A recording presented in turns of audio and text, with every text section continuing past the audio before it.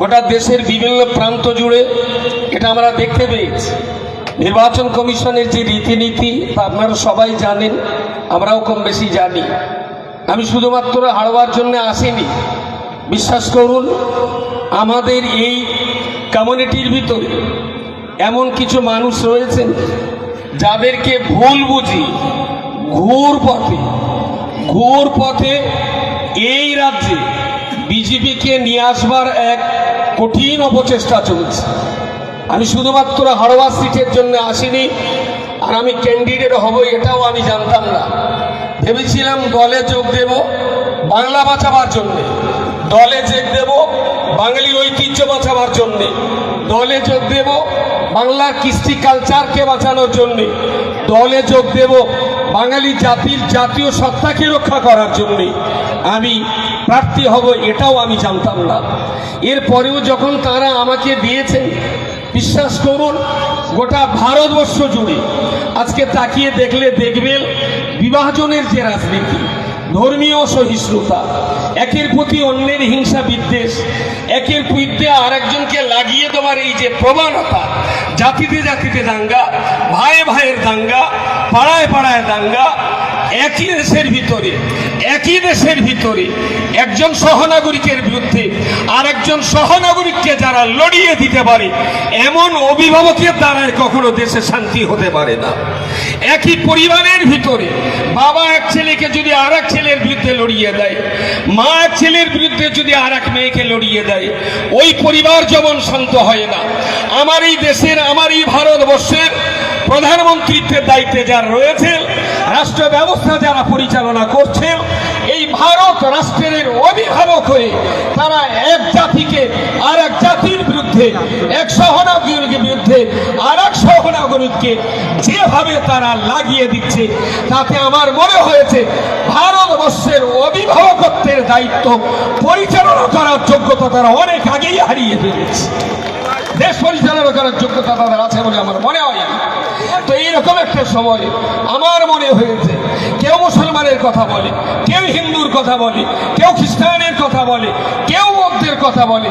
আমার মনে হয়েছে হিন্দু, মুসলিম, শিখ, ইসাই, জৈন, খ্রিস্টান, ইহুদি, বৌদ্ধ, পার্সিয়ান সবাইকে নিয়ে চলবার কথা খুব চিৎকার করে একটা দল বলে, তার নাম হলো তৃণমূল কংগ্রেস। একটা নেতা বা নেত্রী বলেন, তার নাম মমতা ব্যানার্জি। একজন যুবক বলেন, তার নাম অভিষেক ব্যানার্জি।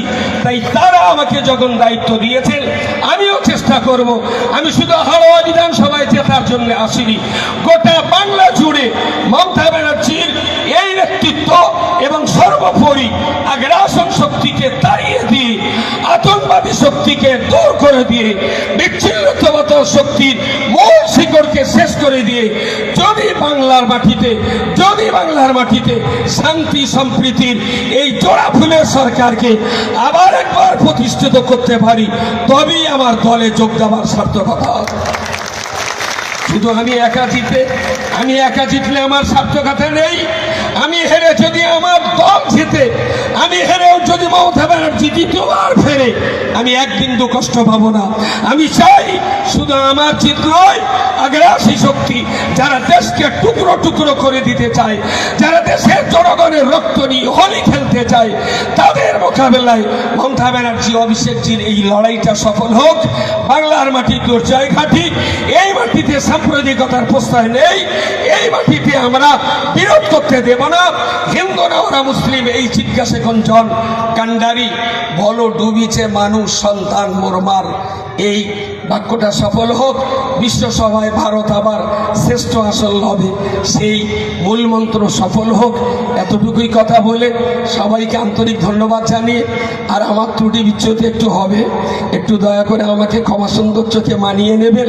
এবং আপনারা যারা আছেন, আমি যদি রাইটার্স বিল্ডিংয়ে যাই তো আপনাদের মতন কর্মীদের চরণ ধুলির পবিত্রতা বজায় রেখেই হয়তো যেতে পারবো, কারণ মূল মেহনত করেন তো আপনারা কষ্ট করেন বলেই আমরা স্টেজে উঠতে পারি, আপনারা মেহনত করেন বলেই আমরা দিক বিদিক ছুটে যেতে পারি, আপনারা মেহনত পরিশ্রম করেন, রক্ত ঘামান, দিন রাত পরিশ্রম মেহনত করেন বলেই তবেই কিন্তু আমরা জায়গা পাই।